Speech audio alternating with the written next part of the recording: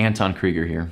This episode of All Things Green is brought to you by NextGen Clean Energy Solutions, your sustainability easy button from concept to completion.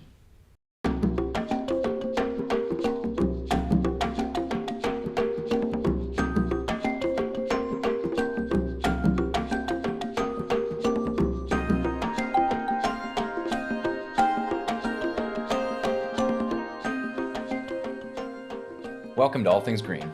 I'm Anton, and today I'm joined by a very special guest. Bev Reed is an environmental activist and partner with an organization called Concerned Ohio River Residents that works towards a more sustainable and healthy future for the Ohio River Valley. Bev, thank you so much for being here today. Thanks for having me. It's great. You drove all the way from Martins Ferry, not Martins Ferry, but Belmont County, which sits on the Ohio River. You started out as a nurse, but you eventually got into environmental justice activism. That's right. What made that transition? I think I enjoyed science. That's why I went into nursing. And it kind of naturally transitioned to environmental work.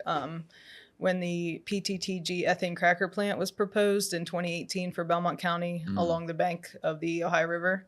And at that point, I just started learning about it. And we had a campaign then surrounding that. They never did end up building the plant. Congratulations. Yeah. And then, so we switched over to another campaign in 2021, and that was surrounding the facility we're talking about today. So yeah, public health background, so, environment, it kind of goes hand in hand. So it makes Absolutely. sense. We talk about the intersection all the time on the podcast. And we also have discussed Austin Master Services, the oil and gas waste facility that you're actually working on right now. We've talked about it with Chief Sill and Justin Nobel. Fill me in on what does that facility do? What are the problems associated, and what's going on with your campaign right now?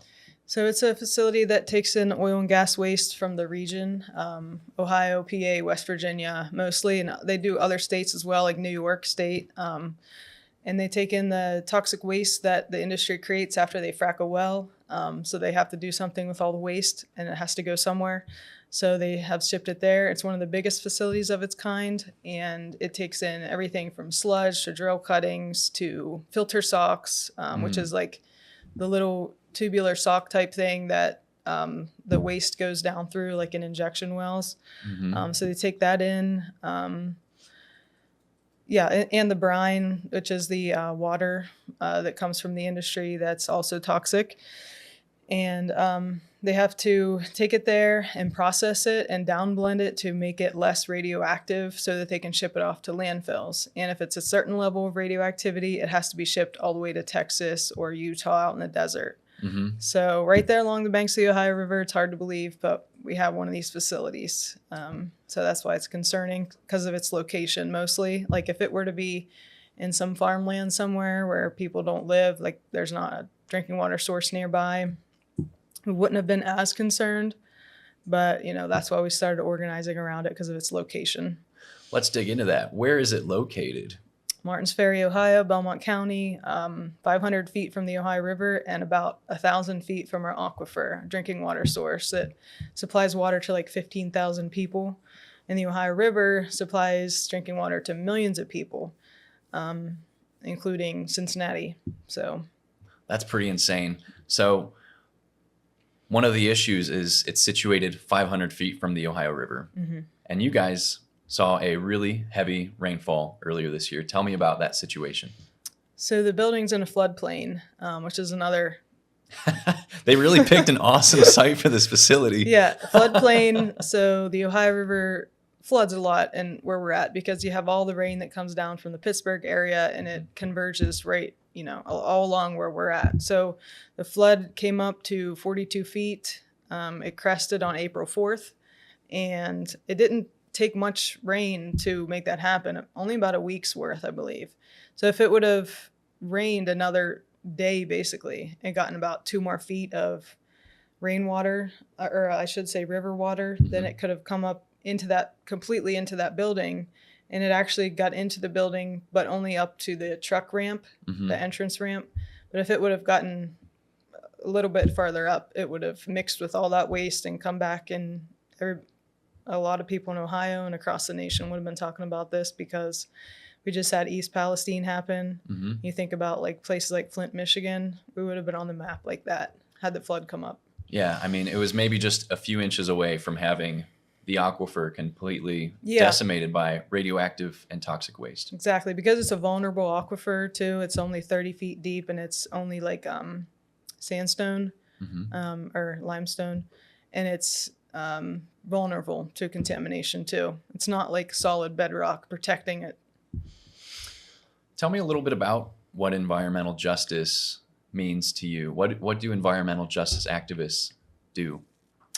I think they raise awareness when they see an issue and that no one else is really looking at, or at least not to the degree that they want. So they start organizing around an issue and, educating others. That's a big part of it, is educating. So it's not just like protesting something you don't like, but it's really like digging into the issue and trying to educate others so that you can have a better result. So that's what we had to do. We had to educate people, because a lot of people in the Ohio Valley, it's, an industrial mindset. We've had coal, steel, now fracking. It's resource rich, but not economics rich. So a lot of times the industries will just take the resources and leave a mess behind, which is what they did with coal and steel. Right near my hometown, right near where I played as a kid, there's orange water coming out of the hillside from coal mining. It's called acid mine drainage. So we had that to deal with, and now we have the fracking everywhere. Belmont County has more frack pads than any other county in Ohio. There's like over 1,000 frack pads, I think, or That's maybe it's insane. 800. Oh my gosh. Something like that. And you have injection wells too, of course, although I think like Athens County and Marietta area probably has more. But so yeah, we're used to the pollution, we're used to the toxins. So it's like something like this comes up and it's like, oh, what's the big deal? Like, why are you making such a fuss about this? Yeah. But I think the thing that changed people's minds finally was the flooding that came up and the Attorney General lawsuit. Yeah. Tell me a little about what happened with the Attorney General. There was a lawsuit in March by Dave Yost himself. And the conditions got bad enough inside that they decided to take legal action. And it's really been an issue over the years. The Ohio Department of Natural Resources oversees the facility, but their oversight has been not strong enough. And the company, piled 10,000 tons of waste inside. And they released all their employees right after the ODNR inspection. And then they filed a lawsuit because they knew that the company made their decision to not continue. Your environmental justice has been holding the industry accountable, but also the agencies. When they go in and do inspection reports and it looks like a mess in there, you ask the questions, why does it look like this? Isn't there some way that you're going to come down on the facility, the owner, the way that the operation is run? What's some of the environmental justice concerns for the workers?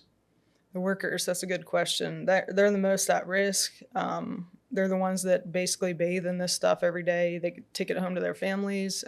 There's not proper PPE involved. The companies do not require proper protective equipment. I mean, that's a whole issue in itself that needs to be addressed and tackled. But I've talked to countless workers that have told us the same thing. They've come forth and talked to us willingly, on social media, on various occasions. They'll tell us like their story. And some of them do have health issues, and, cancer doesn't show up till years down the road. So I guess we'll see what happens with these guys. But a lot of people who aren't exposed to the extractive industries that Belmont County is exposed to. And you made this point before we got on air. We don't see any frack pads in Cleveland, or we don't see any waste facilities in Cleveland like that. If somebody says to you, Bev, it has to go somewhere, are we just going to stop all of this? Right. Like, it makes sense for it to go here. What would you say to them? It's crazy. You don't put it next to a drinking water source, because people are people at the end of the day. Doesn't matter how much money they have, and the person that you're putting at risk, thousands of people. and there's children that deserve a healthy future. Like, we can't be setting people up for, you know, cancer down the road when we don't have to. Put it somewhere where people don't live and where their drinking water doesn't come from. Simple as that. Figure it out. Yeah. Figure it out. Yeah. Justin Nobel talked a little bit about how it's expensive to ship all of this waste to Utah. But at the end of the day, when it's a $1 trillion, I don't know if it's $1 trillion, but certainly billions of dollars organization, surely they can find a way to make sure that people's drinking water stays intact and it can go where it belongs. Yeah, Justin Nobel is the expert on this. He's traveled the country. He's compared this industry to other countries, and he found that other countries do have better protections. They have better facilities. They have more environmental awareness. And America needs to start taking notes. You know, is this the best country to live in? I'm not sure when it comes to the environment. At least not for Belmont County, right? No, definitely not. Justin Nobel came out with an article, I think, recently, right? Really? It was about, I think it was titled, "Is Radioactivity the Achilles heel of the oil and gas industry?" Do you think it's the Achilles heel? I think so. I mean, radioactivity has been under-researched in the industry, and I think that the regulators need to prove that it's not an issue more than they have. Like, in Europe, they use the precautionary principle. Let's not, put out this thing into the environment, or, this product for people to use. We have to prove that it's not going to harm you, and instead of making citizens prove that it did harm them. So, we need to take that to heart in America when we deal with radioactivity and all these other types of chemicals. That just sounds like common sense legislation to me. It does. What's driving decision makers away from common sense legislation? I think the money, the lobbying, Citizens United, things like this that need to change. Even the way we elect presidents, like, why can't we just have whoever has the most votes wins? Why do we have to have, every state is different? That makes no sense. So yeah, that needs to change. And then we can start, once those things can, start to change a little bit, then we'll have some better victories with the environment. But we can't stop the momentum we've gotten, because there's a lot of momentum behind what Justin's doing, what people like Court are doing. And we do have to keep raising awareness. And I think what's happening in Ohio right now is really huge and can continue to grow from here. And by all means, the funders should look to the Ohio River Valley, because this is the epicenter where things are happening right now, with the petrochemical industry, with the waste, with the toxic pollution that's been left behind. All of it needs funded, honestly. So I came down to test the Awesome Master Services facility a couple weeks ago. And even just standing outside the facility on the road or in the dirt, we were taking our Ludlam meters, and we were getting 4 or 5 times background level radiation. Yeah. It's about 40 to 50 counts per minute background level in Ohio. Outside the facility, we were getting upwards of 200. Mm-hmm. That's correct. Tell me a little bit about the Fairmont brine waste facility that you collected dirt from in West Virginia. Yeah, that's important too to mention, because Fairmont Brine is a facility that was shuttered years ago. I don't know when exactly, but they used to take in the same type of waste stream, and they do the similar thing there. It's in Fairmont, West Virginia, and it wasn't properly closed. There was no protections around the perimeter to keep people out. So kids will go and party and do things they shouldn't be doing there. And our scientist, Yuri Gorby, went and took samples, and it showed I don't know the numbers, but it's pretty radioactive. It should be cordoned off and excavated years ago. Yeah. So it's just another example of government lacks oversight. I don't know what's going on with it now, or how quickly the government's moving. Ohio's enough to take my attention. I don't know what's going on in West Virginia. But Bev, tell me a little bit about the challenges that you face. I know that you've approached a lot of residents over the last few years. Yeah. What kind of things are you met with when you tell them about your environmental justice activism? I think sometimes people are, before the lawsuit, before the Attorney General got involved, people were really skeptical. They just, again, it's the industry mindset. It's hard to walk back decades of being polluted and being okay with it or not questioning things. But then after the lawsuit, people all of a sudden were like, oh, okay, maybe this is an issue. Like, if the attorney general is concerned, maybe we should look at this again. It's crazy how people flip-flopped. And we tried to tell people before, but they weren't paying enough attention. But after the lawsuit, things changed quickly. That's one of the sweet victories as an environmental justice activist. Mm-hmm. It feels like for a while you're kind of screaming into the wind, trying to educate residents, trying to educate decision makers, trying to hold agency accountable that knows of the ongoing problems. Right. And then when you get one of those victories, it seems really sweet. Can you tell me a little bit about the victory that came from this lawsuit? So I'd say the victory would be that they're not going to open up again. The lawsuit happened in March. The judge gave a couple of extensions, and he told him you need to clean up the waste or face a jail sentence. And he didn't end up cleaning it up. The waste is still sitting there as we speak. And now the judge wants a bond put in place to clean up the mess, to at least recoup the costs, because the company says that they're broke and they can't afford to clean up the mess. And I have no employees, so we know they're not going to do it. So they actually turned to telling him that he needed to have a bond. About $1.2 million, right? Yeah, to clean it up. But there's estimates that it would cost like $3 million to clean it up, actually, and take months' time to do it. So even if the owner of the facility paid the bond, taxpayers are still out about $2 million. Seems like it. I don't know. You have to ask an expert that, but it seems like it. I mean, I could do the math. If it's estimated about $3 million and the bond is $1.2 million, we're looking at $2 million. And it's sad because that's not even the argument or where the spotlight goes. Mm-hmm. As a taxpayer. Yeah. I want to know that my agencies are working to prevent these problems in the first place. Right. And it sounds like it's negligence that even allowed things to get this bad in the facility. It most certainly. I mean, ODNR, this stuff doesn't pile up overnight or in a week's time. Right. It takes months to get it in there. And, why wasn't there stricter oversight? Why wasn't there a bigger bond put in place in the first place? There was only like $500,000. But if it costs millions of dollars to clean it up, then should there have been more of a bond required to begin with?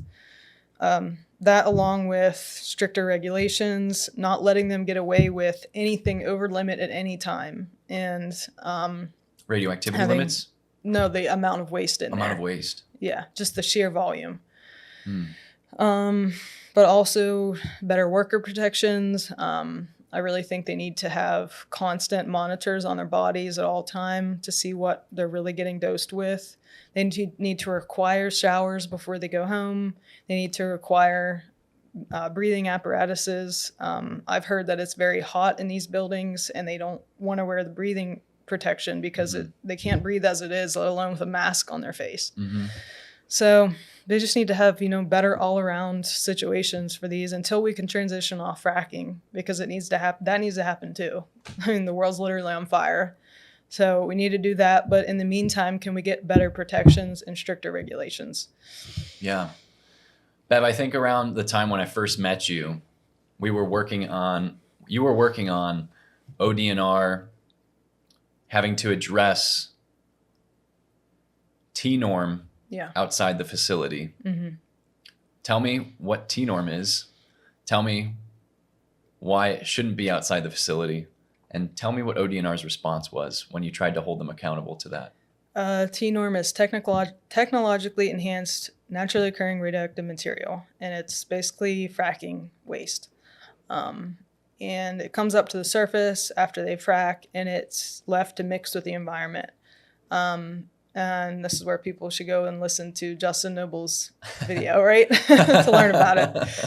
So you have it on the truck tires. You have it falling off the back of the trucks onto the public roadway. Mm-hmm. You have trucks driving through the scale house to be weighed before they go in.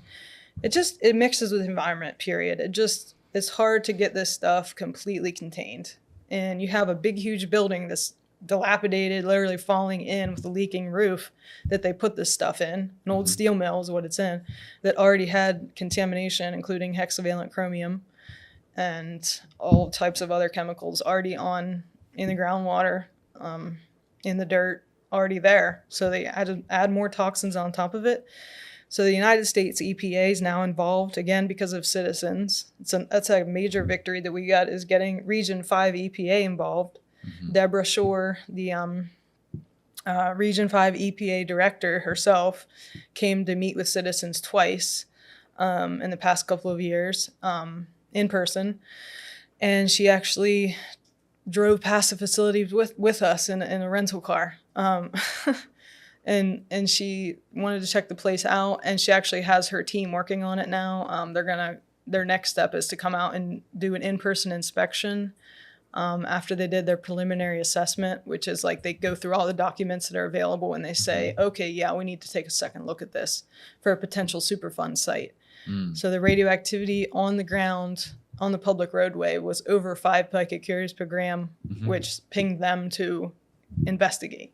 There's these statutory limits. Yeah. If things are exceeding a certain level, Yeah. they're going to be considered a Superfund site. If things are in the public right of way, the agency has to say, how are they going to deal with this in the public right of way? Right. What did ODNR say to you when you said, we did our own testing, T-norm was found in the public right of way? And then is it true that ODNR confirmed that there was T-norm? So the Ohio Department of Health, and that's the funny part too, is that the ODNR didn't even do the environmental testing after citizens gathered our own data with the help of a PhD scientist. We had it tested at Eberlein Lab. It's a government lab. And we gave them the results in 2022, and they came out. They didn't come out. They had Ohio Department of Health come out because they're the ones who apparently regulate radioactivity in the public domain. Public domain. And ODNR, I guess, regulates it inside of a facility, but not in the public domain. So makes no sense. So they came out, did their own sampling. They found radioactivity levels actually higher than what we found all over that area. And they had no problem with it. They said, oh, everything's fine. Don't worry about it. But yet that next week, they were excavating the area. They were literally digging dirt out of the area to do something with it. So it's just, we get the runaround from the agencies, and it's extremely frustrating that the Ohio agencies are saying one thing, but yet the US EPA is concerned enough to take action. And we're waiting on them to come do their inspection, and hopefully they come out very soon. I think a lot of people don't realize the runaround that environmental activists get from state agencies, and how there's even maybe not necessarily I'll say there's a rift between the federal agencies and the state agencies. Yeah. What's the cause for that rift? I think US EPA has stricter regulations than Ohio. I can't speak for other states. But US EPA looks at a certain criteria, and they're concerned at a certain level, and they'll take action at a certain level, but yet the state waits for it to be something else. Like, I don't get it. But this situation is going to be very interesting to see how this plays out, because you'll have US EPA coming in, taking their own samples, doing their own walkthrough, and they'll have their own report eventually. So they just take a long time. Yeah. Bev, tell me about your next steps in the fight against oil and gas waste facilities. Well, I forgot that I didn't answer one of your questions completely. The victory is that they're not going to, the property owners are not going to lease to another type of this facility again. So we got them to say that they won't actually do that. You know, we didn't directly ask them to do that. It's just like enough concern in the community, the city council, the mayor are on board. There have been a lot of concerns swirling around in the area that have caused the property owner to say, okay, we're not going to lease anymore. And the ODNR is actually going to clean it up next week, I believe. Congratulations. And hopefully, so once it's cleaned, then another type of business will go in there. Hopefully it won't be anything toxic. And then or radioactive. And we can, look to the future. So about how many other oil and gas waste facilities are there just in Ohio? Give or take, ballpark. I don't know. I actually don't know. Probably 10? I think there's about 10. Yeah. Okay. Are you going to tackle one of those next? Let's see how I feel. See how you feel. I mean, this work is tiring. This is all work that you did on volunteer time pretty much, right? I mean, yeah, little to no budget. That's correct. Yeah. You have to go into debt a little bit, I think. Just like starting a business. And then if the support comes later, it does, and if it doesn't, then it doesn't. It's kind of like you have to do it when the time's asking for it, and then I don't know if everyone would take that approach, but what would you tell another person who sees similar issues in their community to say? What advice would you give them? I'd say do your homework on it first. Get all your ducks in a row as far as the facts, and get as much evidence as you can before you start going to council meetings. Because when it comes to things like this, a lot of times the council will be very skeptical of you. But just have some hard-hitting evidence first, and then maybe try to meet with the local officials and get, allies behind you as much as possible, experts if you can, other elected officials if you can, and then, maybe see how they feel, and then go from there. See who your allies are first, because the forces are very big sometimes, but look at what we've accomplished, just a couple of people on the ground. It's amazing. Never thought we could, but we did. Yeah.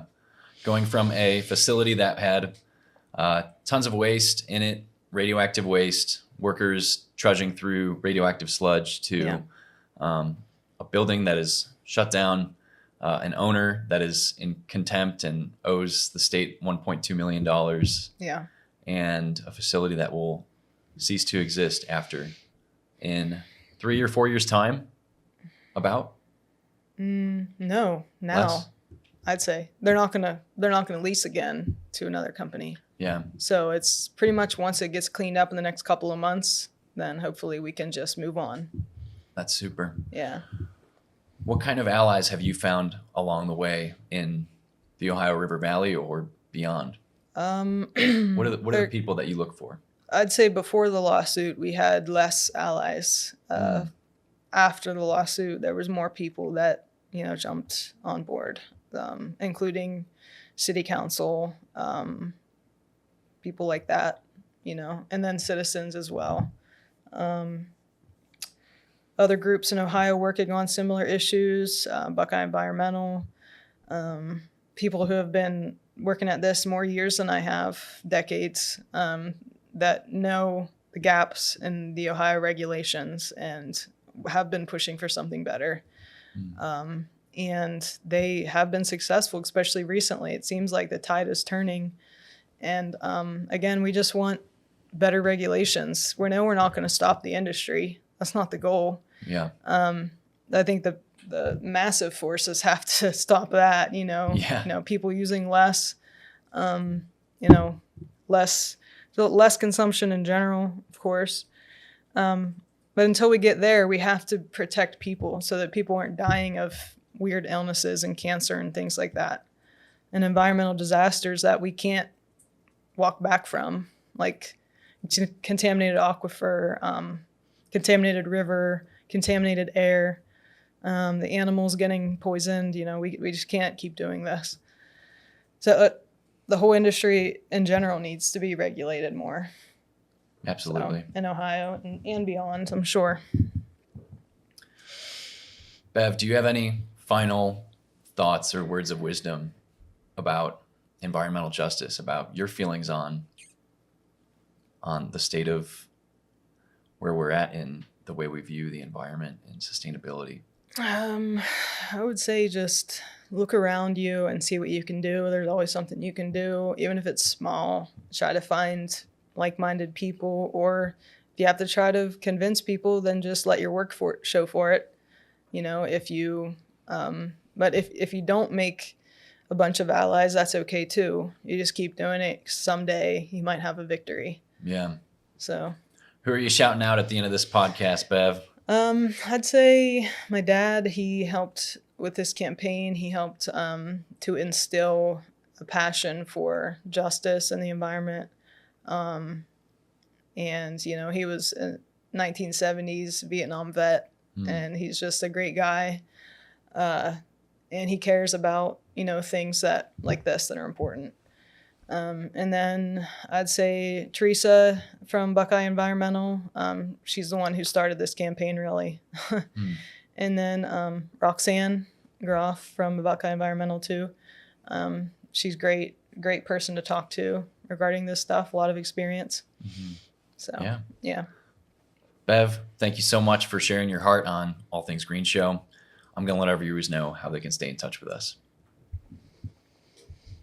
If you'd like to support the show, you can do so on Buzzsprout using the link in our show notes. Fans who will donate will be mentioned on the next episode and have their name listed in the end credits. Be sure to follow us on TikTok at ATG Show and rewatch full episodes on our YouTube channel, All Things Green Show. We'll be back soon, and thank you so much for being a part of the global sustainability movement.